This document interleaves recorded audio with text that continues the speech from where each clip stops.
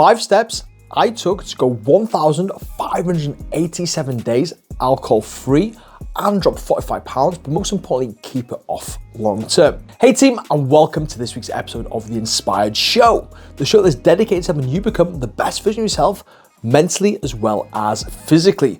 We've got a great episode for you this week, especially if you want to start going alcohol-free whilst becoming that best version of yourself. But before we delve into it, if you're not done this already, don't forget to subscribe. It means you stay updated with every single episode that we drop every single week. It also helps grow the channel to help more people. Smash a like on this video if you find it helpful, and don't forget to share it with somebody who may benefit as well. So this week, I'm going to go through the 5 steps that help me go 1,587 days alcohol-free, drop 45 pounds of body fat and maintain it, but more importantly, give me my energy back, my confidence back, and start reaching my full potential to be the father, the coach, the version of myself that I knew I could start to be. And by sharing these 5 steps, it will help you too. So step number 1 is getting really clear on the reasons why you want to change. Why is it you want to go alcohol-free? Why is it you want to lose weight? Why is it so important to you? Because I see so many people making the same mistakes that I used to make, which is relying solely on motivation. Now, don't get me wrong, motivation is great when it's there. It's easier to stop drinking. It's easier to eat healthy. It's easier to get to the gym, hit your steps, and do all the stuff that we know we should be doing to reach our goals. But when that motivation isn't there, life becomes 10 times harder. We're more likely to reach the drink after a stressful day. We're more likely to reach for a takeaway or chocolate when we're feeling overwhelmed and bored and want comfort. We're more likely to skip the gym or going for a walk when we're feeling tired. So we need to come away from motivation and instead focus on why.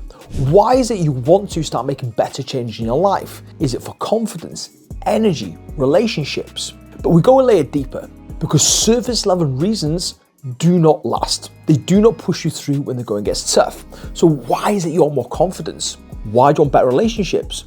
Why is you want more energy? And the deeper we can go, it creates a reason so effing powerful, it keeps you going when the going gets tough. So think about how it's impacting confidence right now. Is it stopping you wearing the clothes you want to wear? Is it stopping you socializing? Is it stopping you taking the children swimming?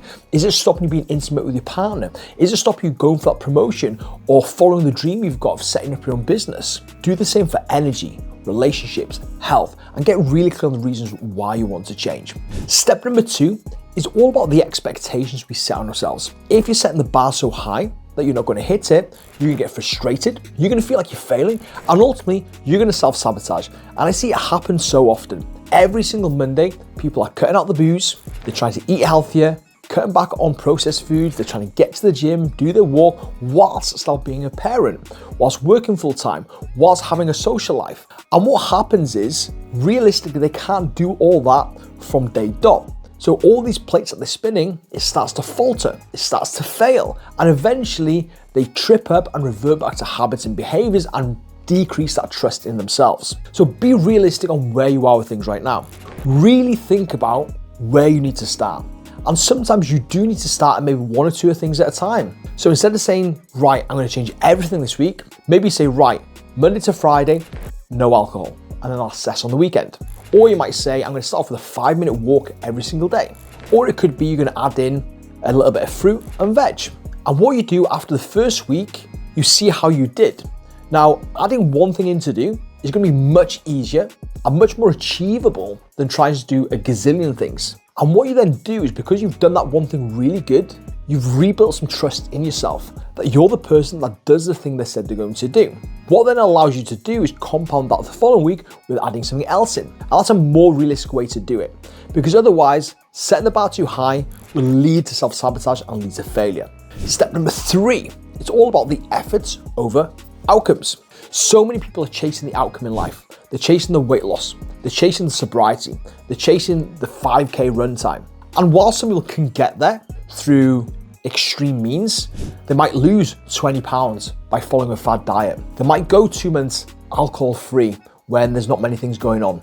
They might train their backside off to get a 5K race done. But once they've achieved it, they revert back to old behaviors, old habits, and they're back in square one. And that's why so many people are yo-yoing. So instead, what I want you to focus on is focus on building efforts that support the person you want to become. So don't just chase the sobriety. Don't just chase the weight loss. Don't just chase that 5K time. Actually focus on the process, focus on the journey, celebrate the wins of the effort you're putting in day by day. When you start celebrating these efforts around eating better, moving more, managing stress more efficiently, what you're doing is reinforcing positive behavior, and it starts becoming automatic. Just like you wake up every single day and you brush your teeth, it's automatic. Why is it automatic? Because from a young age, you were shown how to do it by your parents. They would prompt you to do it to keep you accountable, and then you do it day in, day out, and they would celebrate the fact as a child that you were doing it. They're reinforcing positive behavior. And now as a byproduct of that, you've got the outcome of healthy teeth and gums from performing a habit every single day. Which brings us on to step number 4, which is identify your bottlenecks. And this is massive. Unless you address number 4, you're always going to stay stuck. So your bottleneck is what's stopping you being consistent. Because most people know if they're struggling with the alcohol, how they look, how they feel, there's a high likelihood that 1, they're eating too much, 2, they're not moving enough, and 3, they're drinking too much. And they know they're doing it. And they say, I know what to do, I just simply can't do it. And they mask that as being too tired or low motivation. But that's not the case. 9 times out of 10, it's going to be procrastination. I'll start tomorrow. I'll start after the weekend. I'll start when the kids go back to school after half term. You're procrastinating, waiting for the perfect time. Another one could be this all nothing mindset. Like when you're good, you're really good. But when you're bad, you're really bad. Another one is stress management. You're using alcohol as a way to de-stress, unwind, take the edge off. It's your coping mechanism. Same with food, where you're emotionally eating. No support, no boundaries. Like these are the bottlenecks that are holding you back. And for me, addressing these bottlenecks was an absolute game changer in my journey. And that brings us up to number 5, which ties all this in together, which is having help, support, and accountability. If you do not have help, support, and accountability, you've got nobody to hold you to a higher standard. For me personally, I did this through a number of ways. Firstly, I attended some AA meetings. I did 3 in total. I found them very eye-opening, but ultimately I didn't feel it was the right approach for me in terms of support and accountability. So I invested in myself and got myself a mindset coach. This mindset coach helped me understand what my triggers were, build better coping mechanisms, and held me accountable to doing that. And when you've got support, accountability, and help, it helps you tie in the first 4 steps, making this 5-step system an absolute game changer to reducing alcohol or giving it up completely, to get into the best shape of your life, but most importantly, start becoming that best version of yourself. So give these 5 steps a go, and I guarantee you'll completely change your life. If you need help doing this February, we're actually launching a brand new beta program called the 8-week hard reset, where we go through these 5 steps and ultimately help you reduce your alcohol intake, build a better relationship with food, and start getting to the best shape possible that is going to be sustainable and manageable long term. If you'd like to speak about that, simply drop a comment down below and I'll be in touch with how you can sign up to that program to help you become that best version of yourself. But team, until next week, don't forget, like, share, subscribe, and I'll catch you on the next episode.